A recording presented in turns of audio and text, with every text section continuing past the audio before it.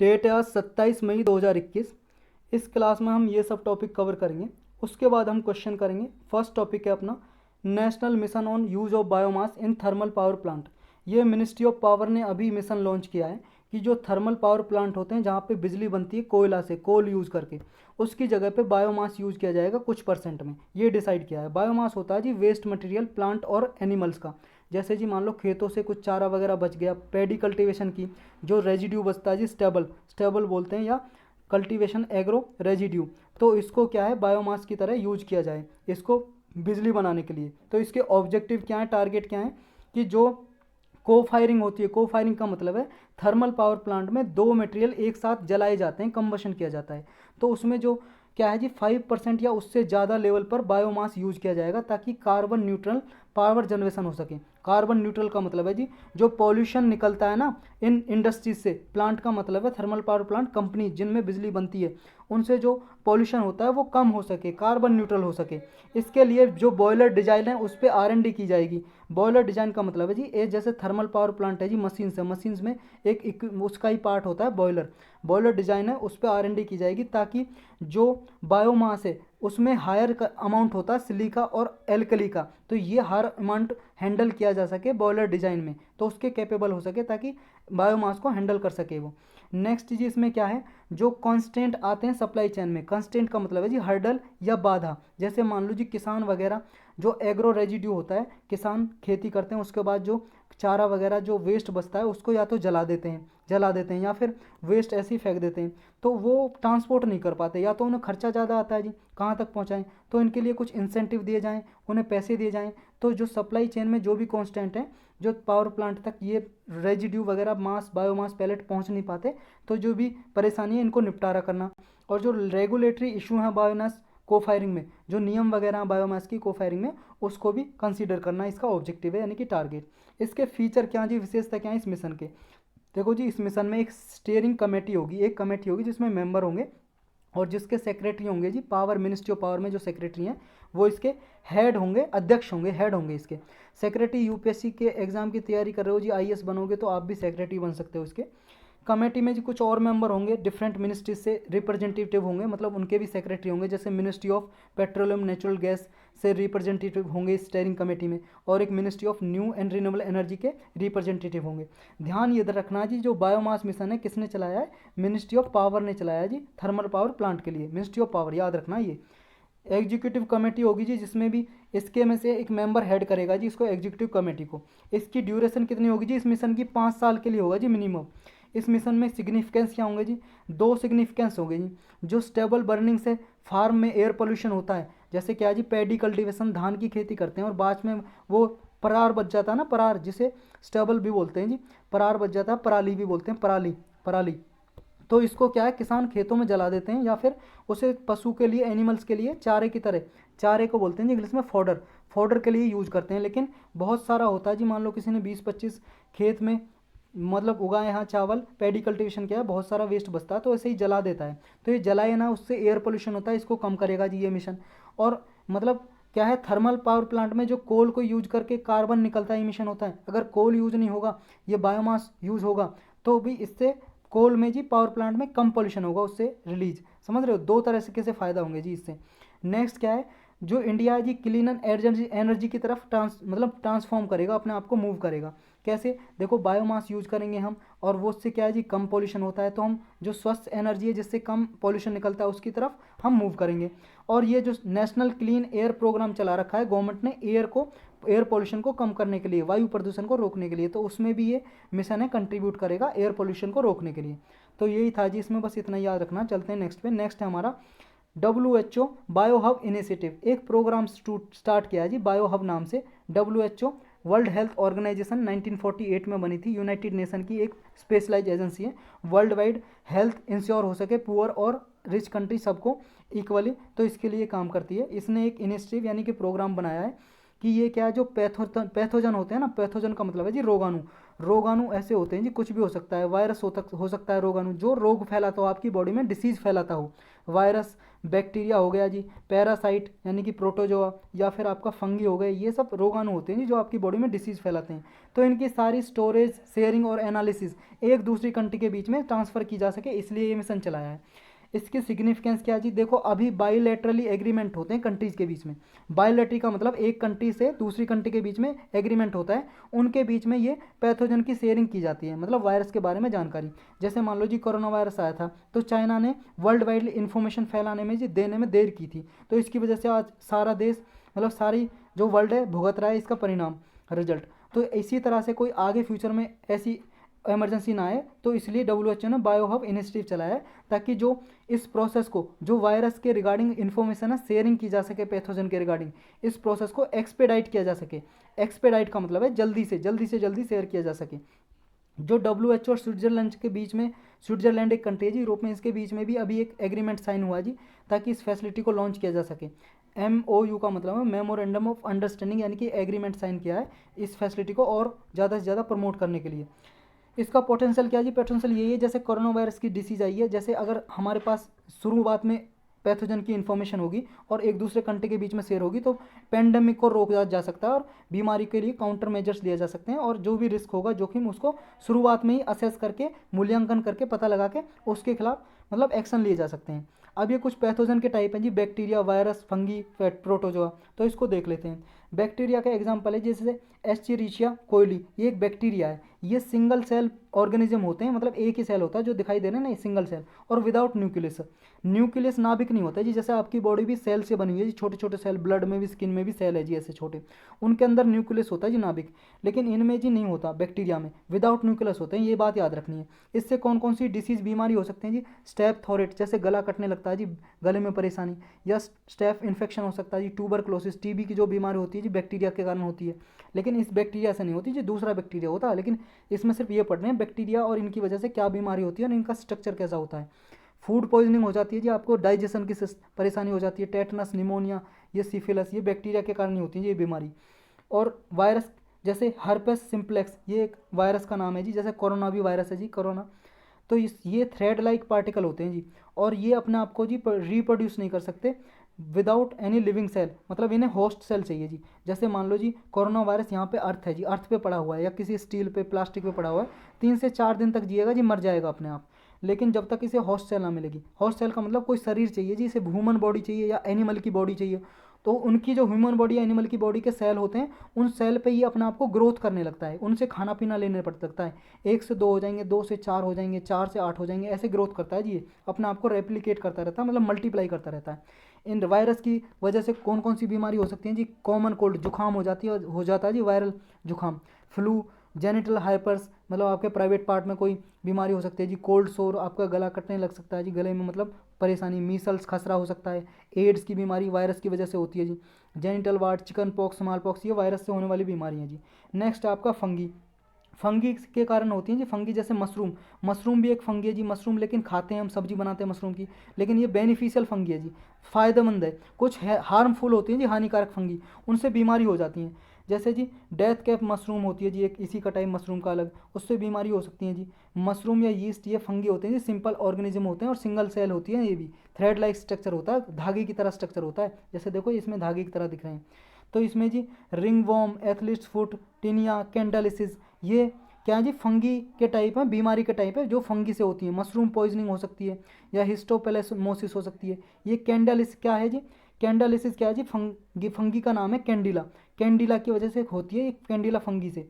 और ये बीमारी वही है जी, ब्लैक फंगस, हमने पढ़ा था ब्लैक फंगस, आपको याद हो तो, ब्लैक फंगस बीमारी एक डिसीज़ थी, जिसको ये भी बोलते हैं जी मुकोरमाइसिस, मुकोर माइकोसिस बोलते हैं जी बीमारी को, ये पढ़ा था, स्पेशल लेक्चर ले रखा है जी हमने। तो ये कैंडालिसिस भी बोलते हैं जी उसको, तो ये बीमारी हो सकती है जी। फिर है जी प्रोटोजोआ, इसको पैरासाइट भी बोलते हैं जी, जैसे गार्डिया लंबिया एक प्रोटोजोआ है, कुछ ऐसा दिखता है जी, ये सिंगल सेल्ड होता है लेकिन विद न्यूक्लियस होता है। देखो बैक्टीरिया के बिल्कुल विपरीत है, अगेंस्ट। बैक्टीरिया में न्यूक्लियस नहीं होता, सिंगल सेल होता है, ये भी सिंगल सेल होता है लेकिन इसमें न्यूक्लियस होता है, विद न्यूक्लियस। इससे जी मलेरिया जैसे पैरासाइट या प्रोटोजोआ से होता है। ट्रेवलर्स डायरिया होता है जी, गार्डियासिस हो सकता है जी, तो ये स्लीपिंग सिकनेस होता है जी, ये ट्राइपेनोसोमाइसिस, स्लीपिंग सिकनेस का मतलब आपको नींद नहीं आए, ऐसी बीमारी हो सकती है जी प्रोटोजोआ की वजह से। तो ये कुछ बीमारियाँ जी। चलते हैं नेक्स्ट पे जी, यही था इसमें। नेक्स्ट है जी miniature sculpture of Buddha found in Udupi. अभी क्या है जी, उडुपी डिस्ट्रिक्ट है, जिला है कर्नाटक में, उसमें एक जगह है अलंबी, यहाँ पे एक स्कल्पचर मिला है। मिनिएचर का मतलब है जी छोटा, स्कल्पचर का मतलब है स्टैच्यू, मूर्ति मिली है जी। किसकी? गौतम बुद्ध जी की मिली है जी ये मूर्ति। देखो ये जिस पोजीशन में बैठे हुए हैं जी, स्टिंग है, उस पोजीशन को बोलते हैं धर्म चक्र प्रवर्तन मुद्रा, इस मुद्रा को। और इनके नीचे जी कुछ इनके डेसिपल यानी कि शिष्य बैठे हुए हैं, कुछ सिक्स ये दिए हुए हैं। इसमें यहाँ इनके पीछे कुछ राउंड शेप की है जी, इनके मुकुट कुछ रखा है जी, उसके बारे में जानकारी दी है। और इनके जो साइड में, बैक साइड में देखो जी, हॉर्स की कुछ बने, दिखाई तो नहीं दे रहा, घोड़े की कुछ चित्र बने हुए हैं। तो इसमें कुछ ऐसा ही डिस्क्रिप्शन है। इसकी जो हाइट है जी 9 सेंटीमीटर हाइट है, 5 सेंटीमीटर वाइड है, चौड़ा है, और 2 सेंटीमीटर थिक है, यानी कि मोटाई है इस मूर्ति की। और ये जो पोजीशन में बैठे हुए हैं जी, ये लोटस पे बैठे हुए हैं जी, कमल के फूल पे, और धर्मचक्र प्रवर्तन मुद्रा पे बैठे हुए हैं जी।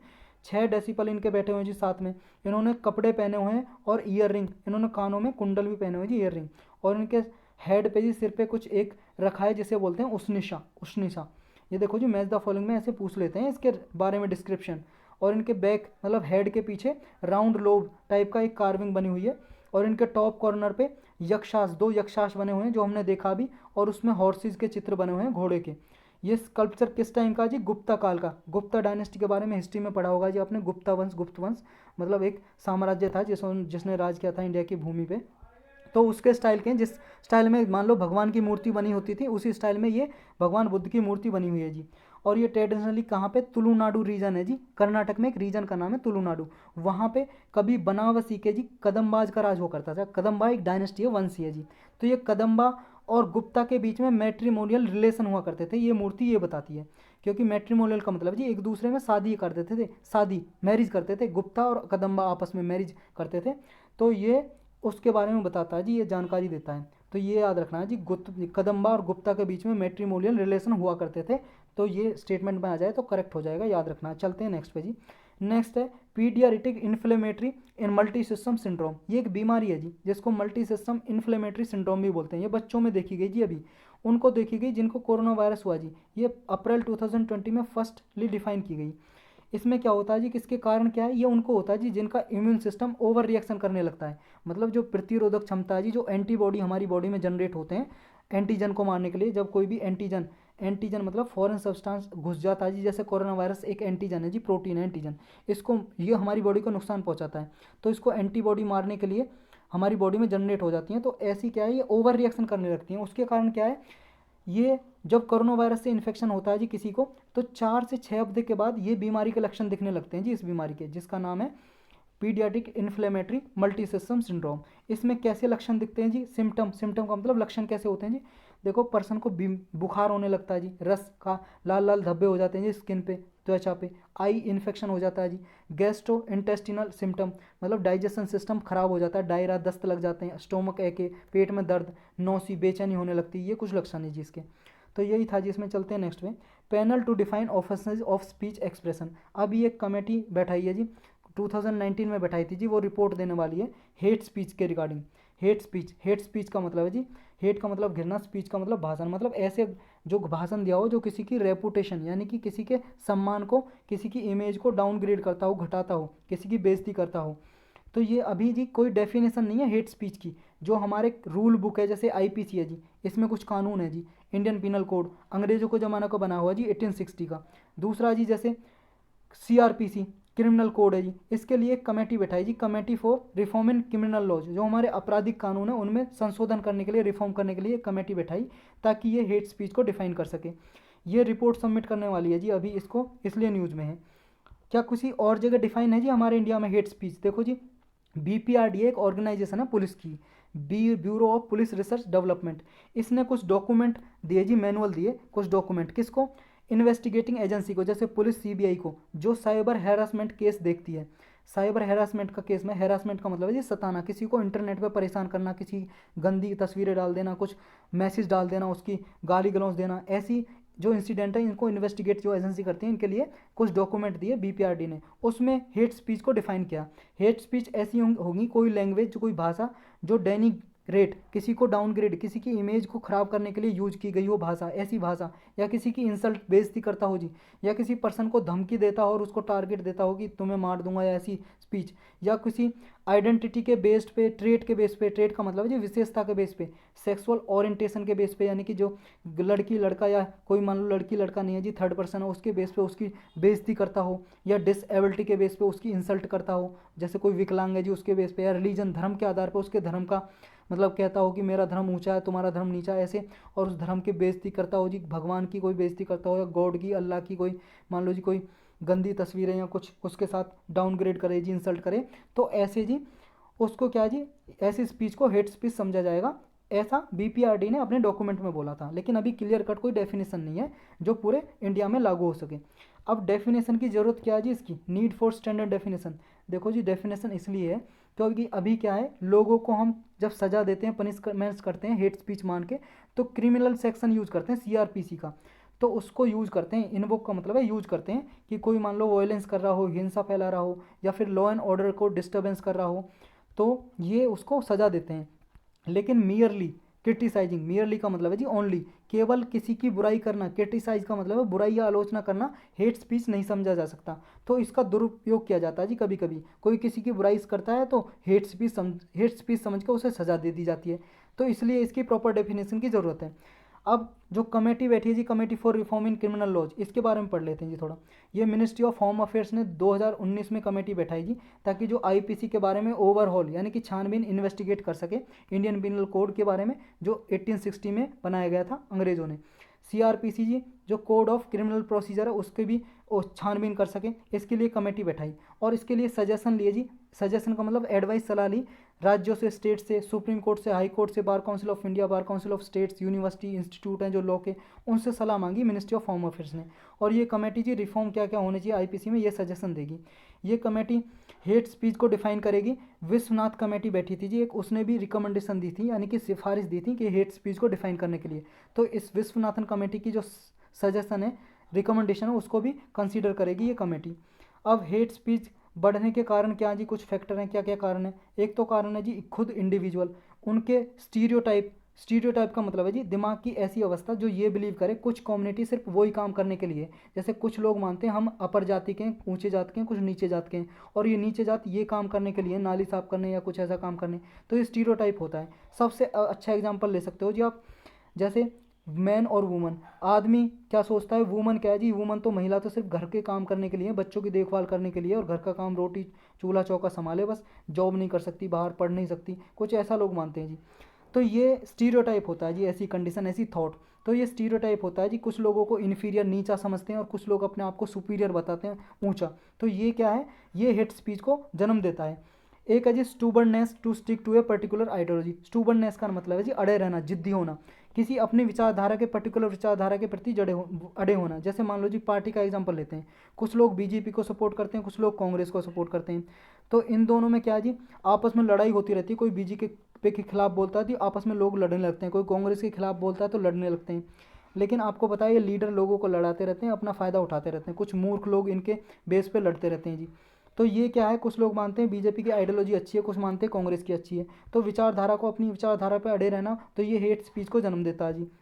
नेक्स्ट हेट स्पीचीज़ को जी कौन कौन सी डॉक्ट्रिन को मतलब थ्रेटन करता है, डेमोक्रेसी के, हमारे लोकतंत्र के कुछ सिद्धांत है जी जिनको नुकसान पहुंचा सकता है हेट स्पीच। कौन कौन से, एक तो इक्वल डिग्निटी टू ऑल, हमारे संविधान में सबको जी इक्वली समानता का अधिकार और डिग्निटी का अधिकार दिया गया, इसको नुकसान पहुंचा सकता है जी हेट स्पीच। और inclusiveness, public good of inclusiveness, जितने भी सरकारी चीज़ें सबको समान अधिकार है जी उन्हें यूज करने का, तो इसको भी नुकसान पहुंचा सकता है जी हेट स्पीच। नेक्स्ट है जी कुछ क्राइटेरिया होने चाहिए हेट स्पीच को आइडेंटिफाई करने के लिए, क्या क्या, जैसे एक्सट्रीमिटी ऑफ स्पीच, भाषण की परम सीमा होनी चाहिए जी, कब तक आप यूज करें कैसी भाषा जो नुकसान ना पहुंचाए किसी को।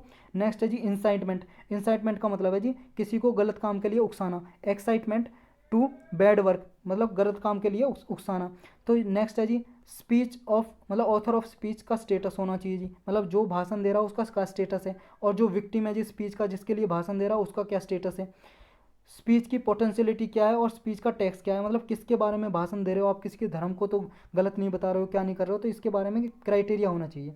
कुछ पीनल प्रोविजन है जी, कुछ पनिशमेंट दी जाती हैं अगर कोई गलत भाषा यूज करता है, जैसे हमारा आईपीसी है जी, इंडियन पिनल कोड एक रूल बुक है, उसमें कानून है, जैसे अगर हमारे संविधान में 1 से लेकर 1 2 3 395 तक आर्टिकल है, अनुच्छेद है, ऐसे ही इसमें सेक्शन है जी आईपीसी में। इसके सेक्शन 153A और बी में ये दिया गया है, अगर कोई मान लो जी हेट्रेट यानी कि घृणा, नफरत और एनिमिटी, दुश्मनी फैलाता है दो ग्रुप के बीच में, तो उसे इसमें सेक्शन के अंदर पनिश किया जा सकता है, सजा दी जा सकती है।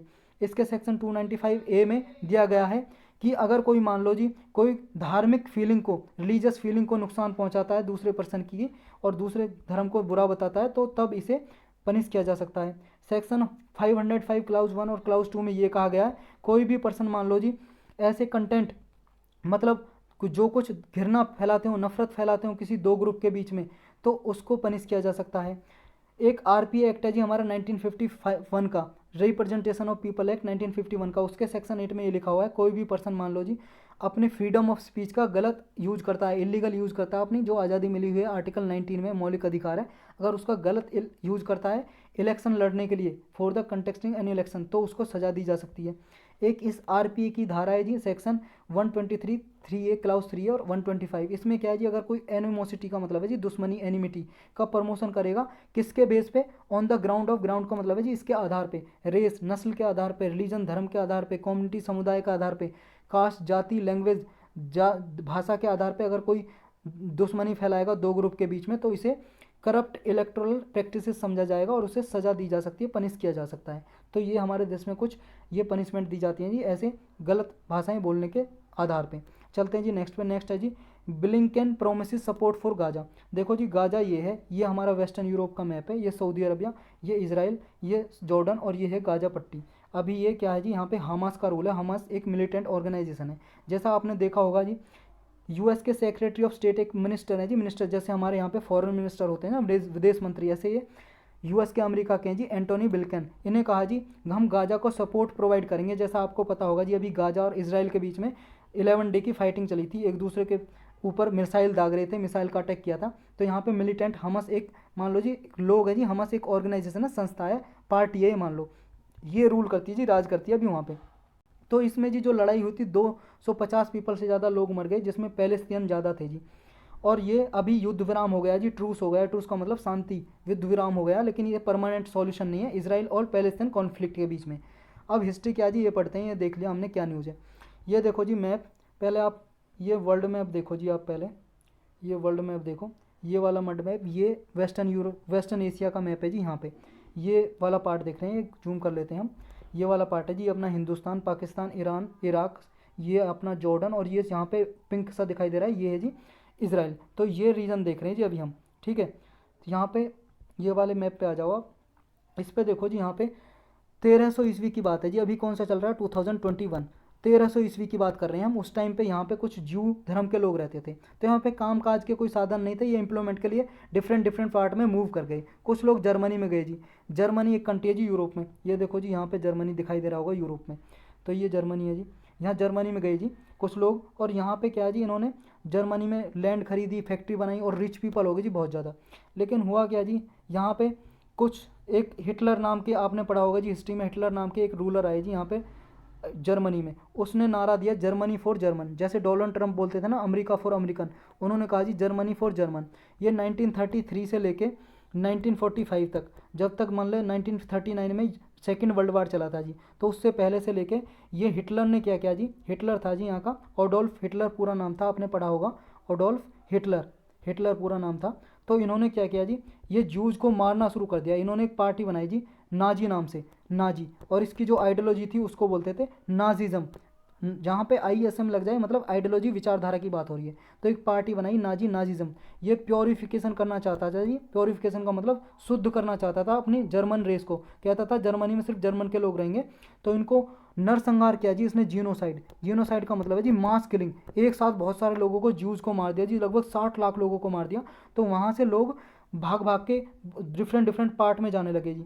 और फिर कुछ लोग यहाँ पे भाग के आ गए जी इसराइल में। देखो जी 1948 में बना था इसराइल कंट्री, उससे पहले इसराइल नहीं था। अभी इसराइल नहीं है यहाँ पे, अभी मान लो जी पैलेस्तीन है, नया पैलेस्तीन, पहले पैलेस्तीन। अगर आप पढ़ते होंगे ना इसे, पैलेस्तीन की स्पेलिंग ये है जी, देखो अगर आप हिंदी का न्यूज़पेपर पढ़ते होंगे उसमें फिलिस्तीन लिखा होता है, तो ये पैलेस्तीन, पैलेस्तीन या फिलिस्तीन। तो तो यहाँ पे जो पैलेस्तीन रहते थे, जैसे इंडिया है जी, इंडिया के लोगों को बोलेंगे इंडियन, इंडियन, ऐसे पैलेस्तीन के लोगों को बोलेंगे पैलेस्तीनियन। तो पैलेस्तीनियन रह रहे थे जी लोग यहाँ पे, तो उन्होंने विरोध किया जी, क्योंकि यहाँ पे भी भाग के आ गए जी, जब हिटलर मार रहा था जी, और डिफरेंट डिफरेंट जगह से यहाँ पे आ गए जी। यहाँ पे रहते थे पैलेस्टीनियन, वो थे जी अरब। अरब कोई जाति नहीं है जी, धर्म नहीं है। अरब मतलब जो अरब एक लैंग्वेज है जी, लैंग्वेज भाषा, तो अरब बोलते थे वो, अरब पीपल बोलते हैं इनको, यहाँ पे रहते थे। तो इन्होंने विरोध किया, क्योंकि ये यहीं पे क्यों आए, क्योंकि यहीं से लोग गए थे डिफरेंट पार्ट में, यहीं पे इनका ओरिजिन था, यहीं से डिफरेंट पार्ट में गए 1300 ईस्वी में। अब जैसे जैसे बंगाल में जो लोग रहते हैं बंगाली बोलते हैं, उन्हें बंगाली बोलते हैं। बंगाली एक कास्ट नहीं है। जैसे गुजरात में रहते हैं जी, गुजराती बोलते हैं, गुजराती एक भाषा है जी। ऐसे ही हमारी पंजाब है जी, पंजाब में रहते हैं हमारे, तो उसमें पंजाबी बोलते हैं। जैसे हमारे केरल में कोई लोग रहता है जी, मलयाली भाषा लोग बोलते हैं जी, मलयाली बोल देते हैं उन्हें। ऐसे ही डिफरेंट डिफरेंट पार्ट है जी अपने कंट्री के हमारे, तो जिसमें रहते हैं ऐसे उसी भाषा के आधार पर उन्हें डिफाइन कर देते हैं जी। ऐसे ही अरब क्या है जी, लैंग्वेज है, उन्हें अरब पीपल बोल देते हैं, अरब जहाँ पे लिखते हैं। और ये कौन सा धर्म फॉलो करते हैं जी, ये मुस्लिम धर्म फॉलो करते हैं जी। मुस्लिम धर्म आपको पता है जी 7वीं सेंचुरी में बना था। प्रॉफिट मोहम्मद है जी, प्रॉफिट मोहम्मद नाम के आदमी थे जी। अब उन्हें भगवान समझा जाती है, अल्लाह अल्लाह, प्रॉफिट मोहम्मद। ये जी क्या है जी, प्रॉफिट मोहम्मद, इन्होंने मुस्लिम धर्म का स्थापना की जी 7वीं सेंचुरी में। उससे पहले मुस्लिम धर्म नहीं था। उससे पहले जो अरब लोग हैं वो क्रिश्चियनिटी को फॉलो करते जी, ईसाई धर्म को, क्रिश्चियन धर्म को। और उस कुछ लोग जुदाइज़्म एक धर्म है जी, जुदाइज़्म को फॉलो करते थे ये लोग। तो उससे पहले ये मुस्लिम धर्म नहीं था, लेकिन अब ये मुस्लिम धर्म को फॉलो करते हैं जी यहाँ पे। और ये जू धर्म एक अलग है जी। तो ये जैसे ही जू यहाँ पे आई जी, तो ये अरब पीपल इसका विरोध करने लगे जी, ये विरोध करने लगे। तो यहाँ पे क्या हुआ, 1948 में इसराइल ने, मतलब जूज ने 1948 में अलग कंट्री घोषित कर जी, इसराइल बना दिया जी 1948 में। और यहाँ पे वार हुआ जी, युद्ध। जॉर्डन, सीरिया, इजिप्ट एक साथ थे जी ये, इन्होंने इसराइल के साथ वार किया, इसराइल ने हरा दिया जी इन्हें। लेकिन यहाँ पे क्या है जी, ये वेस्ट बैंक जॉर्डन के पास था, गोलन हाइट सीरिया के पास था, गाजा स्ट्रिप इजिप्ट के पास था। लेकिन उसके बाद क्या, इसराइल कंट्री तो बन चुका जी 1948 में, इसने डिक्लेयर कर दिया और कंट्री बना लीजिए अपनी एक।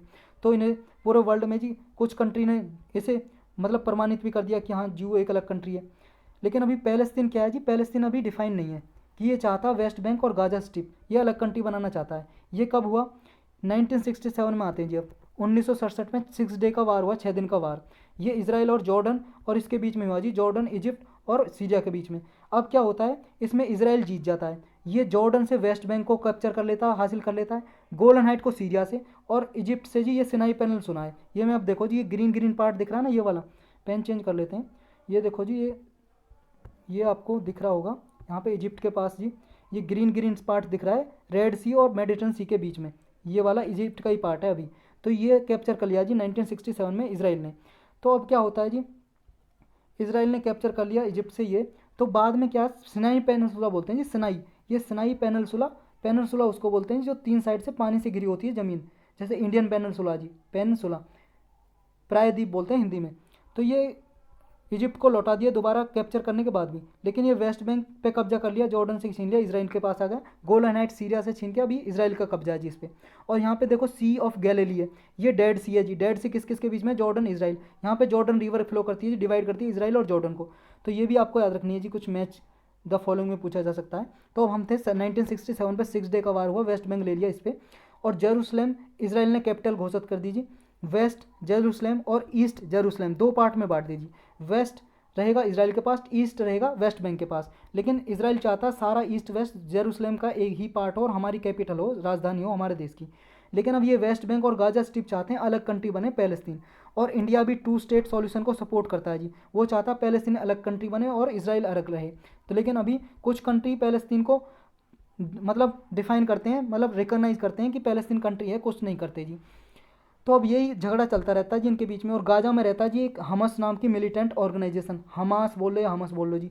तो ये एक ग्रुप है जी जो अभी हमास और इसराइल के बीच में ये कॉन्फ्लिक्ट हुआ था जी, जिसके वजह से ये न्यूज़ में आया था जी।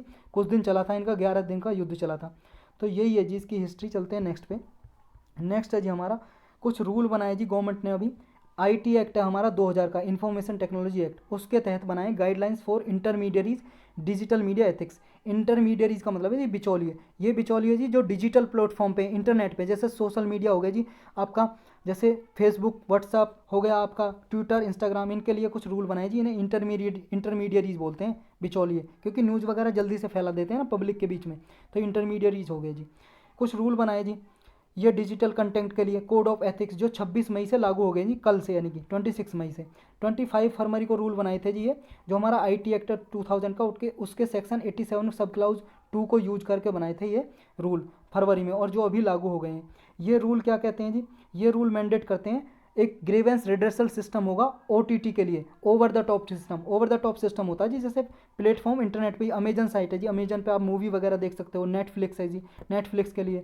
जैसे यूट्यूब भी एक ओवर द टॉप हो गया जी, या social media platforms Facebook, WhatsApp, आपका इंस्टाग्राम, ये इनके लिए रूल बनाए जी कि वो ग्रीवेंस का मतलब है जी दुख निवारण, रिड्रेसल का मतलब निवारण, कि आपकी जो समस्याएं उनको निवारण करने के लिए ये रूल बनाए गए कि उनका जो पब्लिक है जी, जैसे आपके कोई मान लो जी इमेज वगैरह, गंदी इमेज सोशल मीडिया पर डाल दी, फेसबुक व्हाट्सअप पे, या कोई मैसेज डाल दिया जो किसी धर्म को नुकसान पहुंचाता है, ऐसे के लिए कुछ निवारण किया जाए जी, ऐसी समस्याओं को हल किया जाए। तो इसलिए ये रूल बनाए जी, समझ रहे, कोई क्योंकि कोई सोशल मीडिया का मिसयूज ना करे।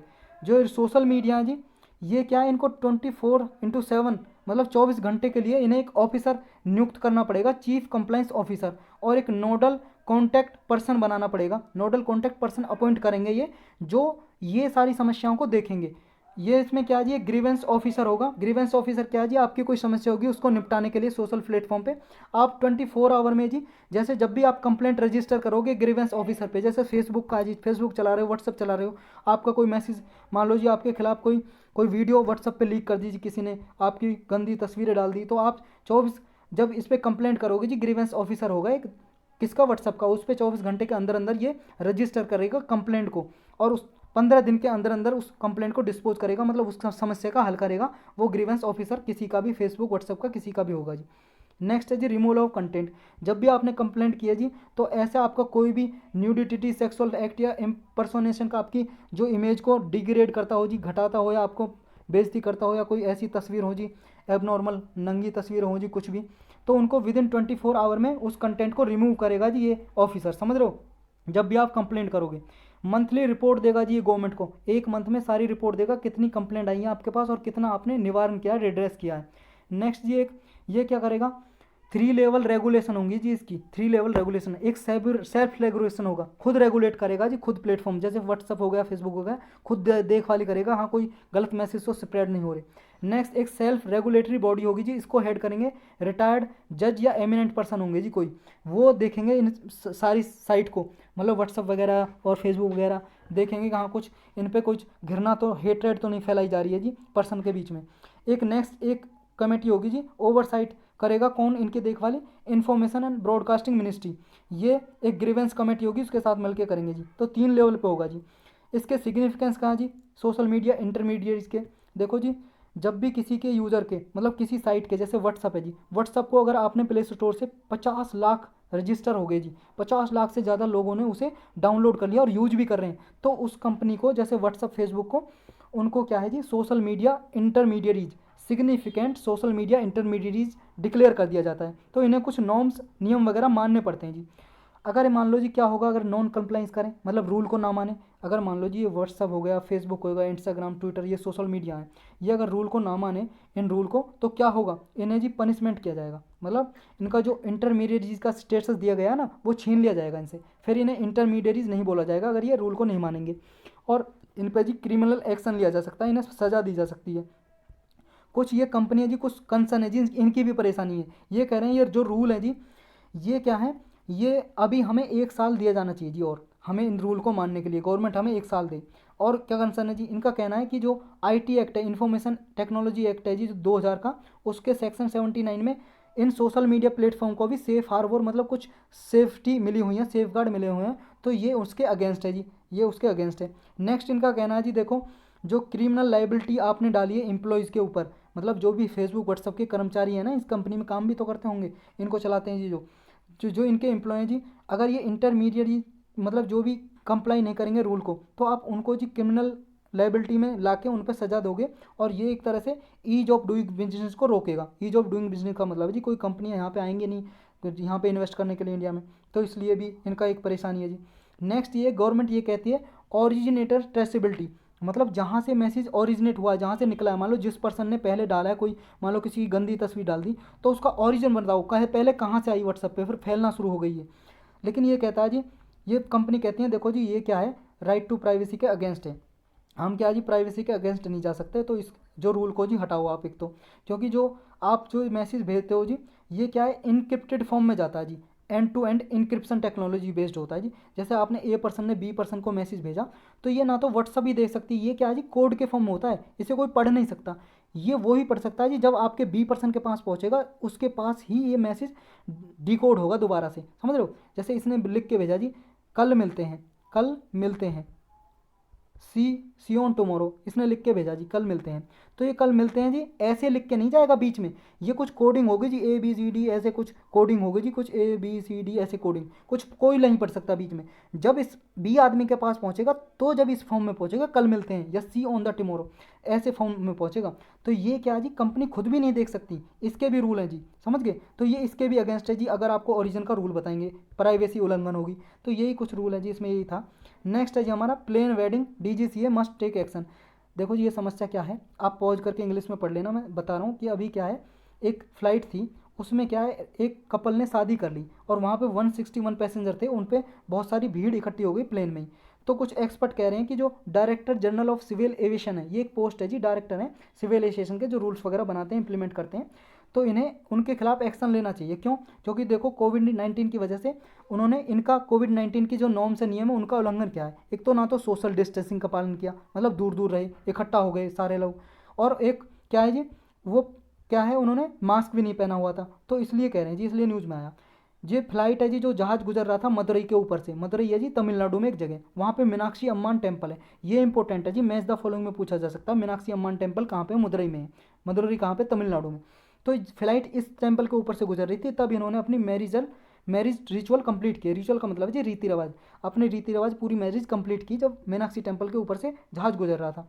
तो इन्होंने जी इशू यही है बस कि डायरेक्टर जनरल क्या जी इनके अगेंस्ट ले, लेकिन जो कंपनी है जी जो एयरलाइंस है उनके मेंबर का ये कहना है कि हमें पता नहीं कि कब शादी हुई, हमें कुछ पता ही नहीं चला जहाज़ में।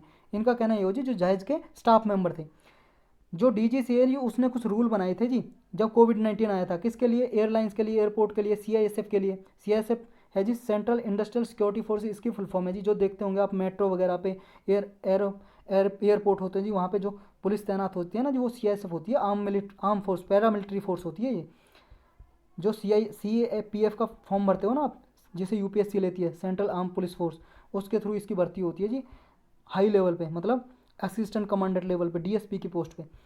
तो ये क्या है जी इनके लिए रूल बनाए थे कि आपको क्या है अगर कोई भी आदमी इन रूल को ना माने, कोई भी पैसेंजर यहाँ पे जहाज़ वगैरह में या एयरपोर्ट वगैरह पे, तो उसे अनरूली पैसेंजर समझा जाएगा। अनरूली का मतलब है जी उदंड उद्यमी, जो रूल को ना मानता हो तो उसके अगेंस्ट एक्शन लिए जा सकते हैं, पनिश किया जा सकता है उसको, और उसे नो फ्लाई लिस्ट में रखा जा सकता है 3 महीने के लिए कम से कम। नो फ्लाई लिस्ट का मतलब ये जी आप फिर जहाज़ में 3 महीने तक ना टिकट बुक करा सकते हैं ना किसी जहाज़ में घूम सकते हैं इंडिया में। तो ये क्या है जी एक कमेटी होगी जी, इंटरनल कमेटी जहाज़ के अंदर ही, अगर कोई मान लो कंप्लेंट करते तो ये आइडेंटिफाई करेगी कि उसे कितने महीने की सज़ा दी जानी चाहिए। 3 तरह की सज़ा देगा ये आइडेंटिफाई करके। पहला तो अगर किसी ने वर्बल अब्यूज करा, किसी को गाली गलौज दिए जहाज़ में, तो उसको 3 महीने के लिए जहाज़ से मतलब जहाज़ की कोई टिकट नहीं मिलेगी, नो फ्लाई लिस्ट में डाल दिया जाएगा और जहाज़ से ट्रैवल नहीं कर सकता, यात्रा नहीं कर सकता। अगर किसी ने फिजिकल असोल्ट किया है, किसी पे मारपीट की है, तो उसे 6 महीने के लिए दिया जाएगा जी सज़ा। अगर किसी ने मान लो जी लाइफ थ्रेटनिंग बिहेवियर किया है, किसी को मारने की धमकी वगैरह दी है, तो 2 साल या उससे ज़्यादा के उसे सज़ा दी जाएगी, मतलब 2 साल के लिए उसे जहाज़ में घूमने की अनुमति नहीं दी जाएगी, टिकट नहीं दी जाएगी। तो ये है जी कुछ इशू इसमें। अभी इंसिडेंट क्या हुआ था जी, ये जो घटना क्या घटी थी, यहाँ पे लोग जहाज़ में इकट्ठा हो गए जी, इकट्ठे एक साथ, ना उन्होंने मास्क पहना हुआ था, ना कोई पीपी किट, और ना ही सोशल डिस्टेंसिंग का पालन किया होता। 100 से ज़्यादा लोग असेंबली हुई जी, इकट्ठे हो गए, और कोई सेफ्टी नॉर्म भी नहीं उन्होंने अप्लाई की और उनका उल्लंघन किया, वायलेशन किया। तो ये इशू था जी इसमें। तो यही था जी इसमें। चलते हैं नेक्स्ट पे। देखो जी बस उसमें इतना याद रखना आपको, मीनाक्षी अम्मान टेम्पल कहाँ पे, मदुरई में। मदुरई कहाँ पे, तमिलनाडु में। तो ये मैच द फॉलोइंग में पूछा जा सकता है।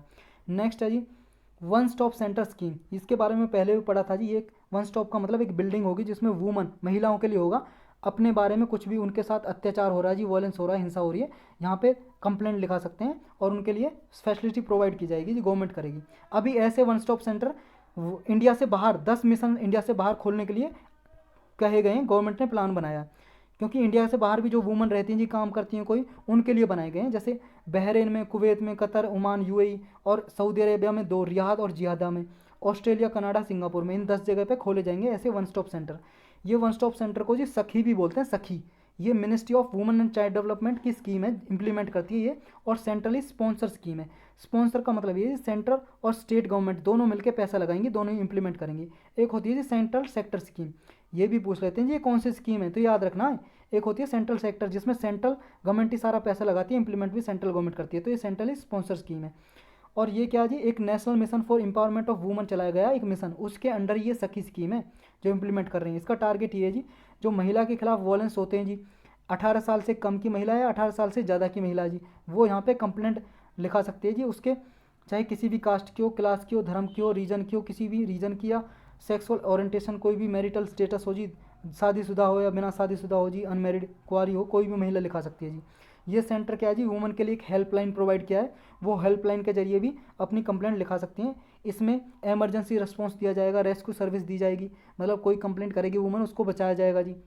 मान लो किसी पे अत्याचार हो रहा है और किसी को घायल हो गई जी कोई वुमन, उसको मेडिकल असिस्टेंस, दवाइयाँ प्रोवाइड की जाएंगी, कोई एफआईआर दर्ज की जाएगी जी वुमन के लिए असिस्टेंस सहायता के लिए, और उसे जी साइकोलॉजिकल सपोर्ट दी जाएगी। मान लो कोई डिप्रेशन में जी, उसके साथ काउंसलिंग की जाएगी, और लीगल एड काउंसलिंग की जाएगी जी, शेल्टर दी जाएगी जी, होम प्रोवाइड किया जाएगा, रहने के लिए कोई घर नहीं है तो उसे वहाँ रहने के लिए प्रॉपर व्यवस्था दी जाएगी, फैसिलिटी। वीडियो कॉन्फ्रेंस फैसिलिटी भी होगी जी। मान लो कोई महिला वन स्टॉप सेंटर में नहीं आ सकती कंप्लेंट दर्ज कराने के लिए, तो घर पे बैठे जी मान लो व्हाट्सअप कॉलिंग के द्वारा, वीडियो कॉलिंग के द्वारा अपनी कंप्लेंट लिखा सकती है। अब इसका फंड कहाँ से आएगा, देखो जी ये वैसे तो सेंट्रली स्पॉन्सर स्कीम है, लेकिन जो इसका फंड है एक निर्भया फंड बनाया हुआ है जी गवर्नमेंट ने, इसमें 100% सेंट्रल गवर्नमेंट फाइनेंस देती है निर्भया फंड में। तो अभी इसका जो पैसा है जी मनी निर्भया फंड से यूज किया जा रहा है वन स्टॉप सेंटर के लिए, जो 10 सेंटर खोले जाएंगे बाहर, हमारे देश से बाहर। अब प्रोटेक्शन की ज़रूरत क्या है जी, प्रोटेक्शन की ज़रूरत है जी, एक तो जेंडर बेस्ड वायलेंस, आपको पता है जी हमारे इंडिया में भी और वर्ल्ड वाइड पूरे धर्म जाति के आधार पे जी, वैसे भी कल्चर के आधार पर, रेस के आधार पे वायलेंस मतलब हिंसा होती रहती है वुमेंस के अगेंस्ट। और जी एक डिक्लेरेशन है यूनाइटेड नेशन की, United nation declaration on elimination of violence 1993 के जी, इसके आर्टिकल में लिखा हुआ है, इस डिक्लेरेशन एक मान लो जी ट्रीटी है, डॉक्यूमेंट है, इसमें लिखा है कि डेफिनेशन दी है कि जेंडर बेस्ड वायलेंस क्या होगी, ये वो होगी जी, कल मान लो जेंडर बेस्ड वायलेंस अगर किसी वुमन के, महिला के अगेंस्ट फिजिकल या सेक्सुअल साइकोलॉजिकल हार्म किया जाता है, मतलब किसी को मारपीट करते हो आप, या सेक्सुअली टच करते हो आप, या किसी महिला को दुख पहुंचाते हो, या उसे मारने की धमकी या ज़बरदस्ती करते हो जी, कोर्सन करते हो, कोर्सन का मतलब फोर्सफुली ज़बरदस्ती, या कोई उसकी लिबर्टी आज़ादी को आप डिप्राइवेशन वंचित करते हो जी, तो तब ये जो सारे एक्शन है वो जेंडर बेस्ड वायलेंस में आएंगे और आपके अगेंस्ट एक्शन लिया जा सकेगा। ये जेंडर बेस्ड वायलेंस है जी, इनमें क्या है, इंडिया में भी बहुत सारे केस होते हैं जी, आपको पता है डोमेस्टिक सेक्सुअल वायलेंस होता है जी, मारा पीटा जाता है जी डोरी के आधार पे, मतलब दहेज के आधार पे, या ऑनर किलिंग की जाती है जी। ऑनर किलिंग मतलब है जी, एक जैसे महिला मान लो दूसरी जाति में अपनी जाति से बाहर शादी कर ले तो उस जाति के लोग दोनों को मार देते हैं, ये ऑनर किलिंग हो गई जी। एसिड अटैक होते हैं जी, एसिड डाल देते हैं लड़की के ऊपर। कुछ विच हंटिंग होती है जी, मान लो किसी महिला को माता आ जाती है, कुछ बिहेवियर करते हैं ना, इसमें माता आ गई, कुछ करती है जी बिहेवियर अजीब टाइप का, तो उसको मारते हैं जी, ये विच हंटिंग जहाँ पे होगी ये भी वायलेंस है जी वुमेंस के अगेंस्ट। या कोई सेक्सुअल हरासमेंट या चाइल्ड सेक्सुअल अब्यूज़, या फिर ट्रैफिकिंग हो जी, किसी की वुमेंस को बेच दें जी कोई महिला को, तो ये भी वायलेंस में आता है जी। या फिर चाइल्ड मैरिज हो जी, मतलब बच्चों की जन्म में ही शादी कर दी जाए, ये भी क्या है जी वुमेन के अगेंस्ट वायलेंस है, हिंसा है, तो इसके अगेंस्ट भी सज़ा दी जा सकती है। या फिर सेक्स सिलेक्टिव अबॉर्शन हो जी, इसका मतलब ये जी लड़का लड़की पेट में क्या है माँ के, उसके आधार पे अगर लड़की है तो उसका अबॉर्शन, बच्चे को गिरा दिया जाए, ये भी वायलेंस में आता है जी। या फिर सती हो जी, सती के अब तो कम एग्जांपल देखने को मिलते हैं जी। सती का मतलब ये, जब किसी वुमन का मान लो जी कोई हस्बैंड मर गया तो उसकी चिता में जब जल रही है उसमें कूद जाना, वुमन महिला कूद जाती थी जी, उसे बोलते थे सती हो गई। तो अब तो बहुत कम केस मिलते हैं जी, अगर ये मिलते हैं तो वो वायलेंस में आता है जी, ये भी वुमन के अगेंस्ट वायलेंस, और उसे सज़ा मिल सकती है जी ऐसे लोगों को जो वुमन को प्रमोट करते हैं, ऐसे उन पर अत्याचार करते हैं। तो यही था जी आज के टॉपिक में। अब क्वेश्चन करेंगे जी हम कुछ क्वेश्चन। ये क्वेश्चन है जी, पहला बताना है, जो यूनाइटेड स्टेट है जी अमेरिका, उसने जो ट्रिप्स हैं जी, ट्रिप्स में क्या है पेटेंट मिलता है जी इसके अकॉर्डिंग, WTO का रूल है जी ये trips, trade related aspect of intellectual property right. तो इसको छोड़ने की बात की थी कि हम पेटेंट को छोड़ेंगे और कोई भी जो हमने मेडिसिन बनाई है या कोई वैक्सीन डेवलप की है कोरोना के लिए, कोई भी बना सकता है। तो इसका मतलब क्या है जी, इसका मतलब ये है क्या, TRIPS waiver would fit the legal restriction on manufacturing कोविड-19 वैक्सीन है। अगर मान लो जी ट्रिप्स की जो छोड़ दी है, ये रूल छोड़ दिए हैं मानने, तो इसकी वजह से क्या कोई भी कोविड-19 की वैक्सीन बना सकता है चाहे किसी के पास भी पेमेंट हो, जिसने छोड़ दिया है उसकी वैक्सीन बना सकते हैं। नेक्स्ट ये जी, ये लीगल, ये क्या है, इम्पोज करेगा लीगल रिक्वायरमेंट कि जिस कंपनी ने मान लो बनाई है कोई वैक्सीन, तो वो टेक्नोलॉजी शेयर करेगी जी और ट्रांसफ़र करेगी दूसरी कंपनी के साथ। तो क्या लीगल इम्पोज करेगा, लीगल रिक्वायरमेंट इम्पोज करेगा क्या ये? करेक्ट बताना जी, पहला दूसरा दोनों करेक्ट या दोनों गलत? देखो जी दूसरा गलत है। देखो जी पेटेंट उसने वॉलंटरी, ठीक है, छोड़ दिया, लेकिन इसका ये मतलब नहीं है वो उस पर कोई लीगल ऑब्लिगिटी नहीं है कि ऑब्लिगेशन नहीं है कि वो अपनी टेक्नोलॉजी भी ट्रांसफ़र करे दूसरी कंपनी को। हाँ, इन्फॉर्मेशन वो उसकी मर्जी की बात है जी, टेक्नोलॉजी और इन्फॉर्मेशन वो ट्रांसफ़र करे, तो ये ज़बरदस्ती नहीं की जा सकती, लीगल इम्पोजिशन नहीं है जी कोई। तो ये बिल्कुल गलत है जी, ए करेक्ट हो जाएगा हमारा, ए आंसर हो जाएगा। नेक्स्ट बताना जी, गालाथिया नेशनल पार्क के बारे में करेक्ट स्टेटमेंट बतानी है। ये अंडमान निकोबार में है क्या? यहाँ पे मैरीन टर्टल पाए जाते हैं क्या? समुद्र के जो कछुआ जी वो पाए जाते हैं क्या? यहाँ पे मैन एंड बायोस्फीयर प्रोग्राम के पार्ट है क्या? ये यूनेस्को का मैन एंड बायोस्फीयर प्रोग्राम है, उसका पार्ट है क्या ये पार्क? आपको बताना जी करेक्ट कौन सा, 2, 1, 2, 1, 3 या all of the above? D correct answer है जी, सारे के सारे करेक्ट हैं। नेक्स्ट बताना आपको जी, सेंट्रल ब्यूरो ऑफ इन्वेस्टिगेशन, अभी इसके नए डायरेक्टर अपॉइंटमेंट किए हैं जी, इसलिए न्यूज़ में है, इसके लिए स्पेशल लेक्चर भी बना रखा है, आप पॉलिटी की प्लेलिस्ट में जाकर देख सकते हो सीबीआई के बारे में। इसके रिगार्डिंग करेक्ट स्टेटमेंट बतानी जी, कौन सी है सही स्टेटमेंट? ये ministry of personnel public grievance and pension के अंडर में काम करता है क्या सीबीआई? सीबीआई आरटीआई के दायरे से बाहर है क्या? आरटीआई जैसे हम राइट टू इन्फॉर्मेशन एक्ट है जी, किसी गवर्नमेंट डिपार्टमेंट की सूचना ले सकते हैं आरटीआई दाखिल करके, क्या सीबीआई से नहीं ले सकते क्या? ये कह रहा है एग्जेम्प्टेड है, मतलब छूट मिली हुई है सीबीआई को, ये आरटीआई के दायरे में नहीं आता। नेक्स्ट है जी, सीबीआई जो इंटरपोल है, इंटरनेशनल पुलिस, उसका रिप्रेजेंटेशन इंडिया में सीबीआई करता है। तो आपको बताना जी कौन सी करेक्ट स्टेटमेंट है, 1, 2, 1, 3, 2, 3 या ऑल ऑफ दी अबव? जी हाँ, ऑल ऑफ दी अबव सही है, आरटीआई के दायरे से बाहर है और इंटरपोल को रिप्रेजेंट सीबीआई यहाँ पे रिप्रेजेंट करता है जी, इंडिया की डेजिग्नेटेड एक तरह से लियाजन ऑफिस है जी सीबीआई इंटरपोल के लिए। नेक्स्ट बताना जी आपको सोशल सिक्योरिटी कोड 2020 का, इसका करेक्ट बताना क्या क्या आता है सोशल सिक्योरिटी कोड में, तो सामाजिक सुरक्षा में। ये सोशल सिक्योरिटी कोड है जी, जो अनऑर्गेनाइज और ऑर्गेनाइज सेक्टर के जो भी वर्कर कर्मचारी हैं सबके लिए लागू होगा, और इसमें उनका बीमा किया जाएगा, जीवन बीमा, लाइफ इंश्योरेंस या डिसेबिलिटी का इंश्योरेंस बीमा, या हेल्थ फैसिलिटी या मैटरनिटी बेनिफिट दिए जाएंगे जी। मैटरनिटी बेनिफिट ऐसे हैं जी, जो माँ बच्चे को जन्म देती हैं उनको कुछ फैसिलिटी दी जाएंगी, प्रोविडेंट फंड की फैसिलिटी और स्किल अपग्रेडेशन, उनको कुछ दक्षता दी जाएगी ताकि वो जॉब ले सकें। तो आपको बताना जी कौन सा करेक्ट स्टेटमेंट है, पहला दूसरा दोनों सही, दोनों इनकरेक्ट? दोनों के दोनों सही हैं जी, सी करेक्ट आंसर हो जाएगा। नेक्स्ट ये बताना जी, आयरन डोम कुछ समय रिसेंटली न्यूज़ में रहा था, इसका क्या मतलब है ये बताना जी। ये एक डिजिटल इलेक्ट्रिक सबमरीन है, पनडुब्बी होता है जिसका मतलब नेविगेशन सिस्टम है क्या, एयर डिफेंस सिस्टम है क्या, मिसाइल वगैरह से रिलेटेड, या फेशियल रिकॉग्निशन ट्रैक सिस्टम है? ये सी आंसर है जी, एयर डिफेंस सिस्टम है। ये इजराइल का जी, इजराइल का अभी हमला हो रहे हैं ना इसराइल पैलेस्टीन पे, तब ये था जी न्यूज़ में, आयरन डोम इजराइल का एयर डिफेंस सिस्टम है। नेक्स्ट बताना जी, इंडिविजुअल सत्याग्रह के बारे में इनकरेक्ट गलत स्टेटमेंट बतानी है जी। इन जो इंडिविजुअल सत्याग्रह जी, इसका मतलब है ये फ्रीडम ऑफ स्पीच को प्रमोट करने के लिए चलाया गया था, ताकि जो सेकंड वर्ल्ड वार था उसके अगेंस्ट फ्रीडम ऑफ स्पीच को प्रमोट किया जा सके। नेक्स्ट है जी, इसके ये है जी, इसका मतलब है ये दिल्ली चलो मूवमेंट से एसोसिएटेड था इंडिविजुअल सत्याग्रह। आपको बताना कौन सी इनकरेक्ट है जी। इनकरेक्ट क्या मतलब है जी, इसका इनकरेक्ट स्टेटमेंट बतानी है, कौन सी गलत स्टेटमेंट है, गलत बतानी है कि पहली गलत है, दूसरी गलत है, दोनों गलत है, दोनों में से कोई सी गलत नहीं है। इसमें से देखो जी दोनों सही है, यानी कि इनकरेक्ट कोई सी भी नहीं है, तो डी आंसर हो जाएगा हमारा। इंडिविजुअल सत्याग्रह 1941 में चलाया गया था जी। पहले जो सत्याग्रही थे वो थे विनोबा भावे, जो गांधी जी ने चूज किया था जी, गांधी ने चलाया था इंडिविजुअल सत्याग्रह। विनोबा भावे ऐसे पूछ लेते हैं जी, कौन पहले इंडिविजुअल सत्याग्रही कौन थे? विनोबा भावे थे, और दूसरे थे जवाहरलाल नेहरू थे जी, जवाहरलाल नेहरू। तो ये चलाया था इसलिए ताकि वार में पार्टिसिपेट ना करें और फ्रीडम ऑफ स्पीच के प्रमोट करें, इसलिए चलाया गया था ये। और दिल्ली चलो जब मूवमेंट चला था उसी के साथ ये एसोसिएटेड था। नेक्स्ट बताना जी, ये कुछ ऑर्गेनाइजेशन दी हुई हैं इधर फाउंडर जिन्होंने इसकी स्थापना की, तो आपको बताना मैच द फॉलोइंग, कौन कौन से करेक्टली मैच है। ईस्ट इंडिया एसोसिएशन दादा भाई नौरोजी ने बनाई थी क्या? बंगा भाषा प्रकाशिका सभा राजा राम मोहन रॉय ने बनाई थी क्या? जो इंडियन एसोसिएशन ऑफ कलकत्ता ये सुंदरनाथ बैनर्जी ने बनाई थी क्या? आपको बताना कौन सा करेक्टली मैच है। डी करेक्ट आंसर है, सारे के सारे करेक्ट हैं। ये इंडियन एसोसिएशन ऑफ कलकत्ता ये सुरेंद्रनाथ बैनर्जी और आनंद मोहन बोस दोनों ने मिलकर बनाई थी जी ये, और बाकी के दोनों बिल्कुल सही है जी, ये भी सही है। चलते हैं नेक्स्ट पे जी, नेक्स्ट नहीं है, आज इतने ही थे। इसी के साथ हम अपने लेक्चर की समाप्ति की घोषणा करते हैं।